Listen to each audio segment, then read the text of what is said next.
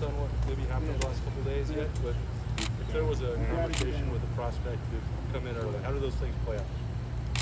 I mean, first off, you know, there's a lot of hard work that's been put in over these last 11 weeks, and certainly I know there's been a lot of talk in the media, but this is about this team, you know, and this team has worked really, really hard this summer to create leadership and get ready to play in this first game, and so they're just excited to get back to work tomorrow, and I certainly know you're going to ask those type of questions, but you know, we'll cross that bridge when we get there, but right now the focus is on this team and practice number 1 tomorrow.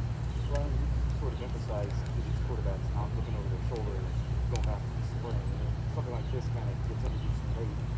What are you and Corey doing to kind of make sure that happens? As opposed to just saying it, I think there's something else that goes in helps you keep that focus. Yeah, I mean, when you think about it right now, it's a long journey all the way to January next year. And that's really the focus right now for these guys, is to realize that in order for us to go, you know, win championships and get to where we need to get to, that room has to be strong. They're going to pull for each other. That's just the way it's going to go. And so they've all put themselves in great position. And, you know, really the way we look at it is this is practice number 16 starting tomorrow. You know, there's already been 15 practices leading up to now. And then they're going to continue to compete, which they've done. They've competed over the last 11 weeks. I'm really proud of where they're at physically. I'm proud of where they're at in terms of understanding the offense. Now we've got to go see how we execute the next couple of days and how we get going. But there's been a lot of good work, and they're going to continue to compete.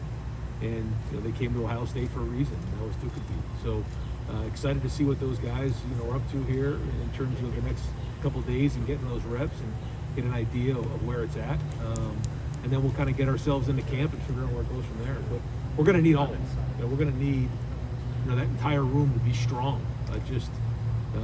You know, last time they won a national championship around here, it took several guys to go win it, and I know that's probably going to be the case this year. How do you define separation in terms of quarterbacks when you see it? What's happening? They distinguish themselves. Yeah, I think the first thing you look at is how they lead. You know, at the end of the day, the job is to lead 10 men on the field. And however you do that, there's different styles and shapes. We've had them here. You think about JT, and you think about Dwayne, you think of Justin, you think of some of the guys who come before I got here. They all had different shapes and sizes, different ability, but the ability to lead a team, you know, lead 10 guys down the field to score, that's the number one thing. Great decision making is critically important. You know, we're going to have a really good team around the quarterback position. We need that room to make great decisions. We need to make the routine plays routinely and take care of the football.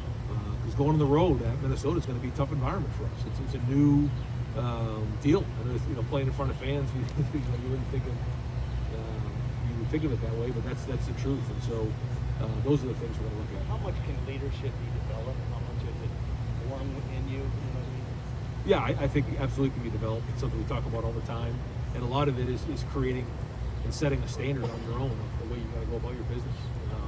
You know, your work ethic, your accountability, you guys count on you, you guys believe in you, and then they kind of sometimes go together a little bit as you start to probe yourself on the field. But a lot of it you can lead in different ways, and the respect that's built from around the team, and then you go from there once you're on the Do you field. have tools like videos, books that guys read? Are you into that part of it? Yeah, yep. We have a lot of ways that we talk to our guys about leadership, and we use anything we can.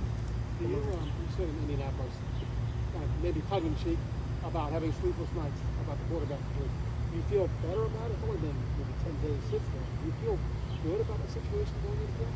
Yeah, no, I feel very good. I mean, when you think about the talent that we have in that room and the work these guys have put in and where we're at right now, I do feel good. I'll feel a lot better after we get done with the first game, but there's a lot of work to be done until then. But I'm very, very excited about the talent level in that entire room and the work ethic that's been shown. And yeah, I mean, who wouldn't be excited to have, you know, such talented young men in a room competing together who, you know, care about Ohio State? And I think that's a big part of these guys that you got to give them a lot of credit for.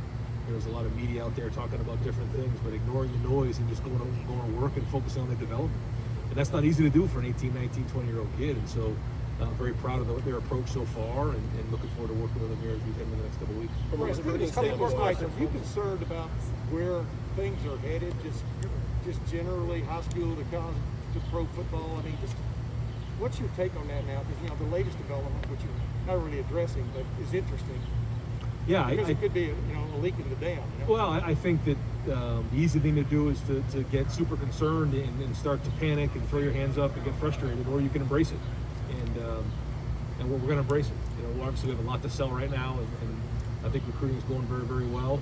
But you know, they have to develop when they're here. They got to play when they're here, and we have to continue to build this culture so that you know, we understand that it's about us. It's not just about one singular person at any one moment, because you know, the one-time transfer, the name, image, likeness, all those things are a little bit more geared toward the individual than they are the unit and the team. And so we have to continually work on that and focus on the culture.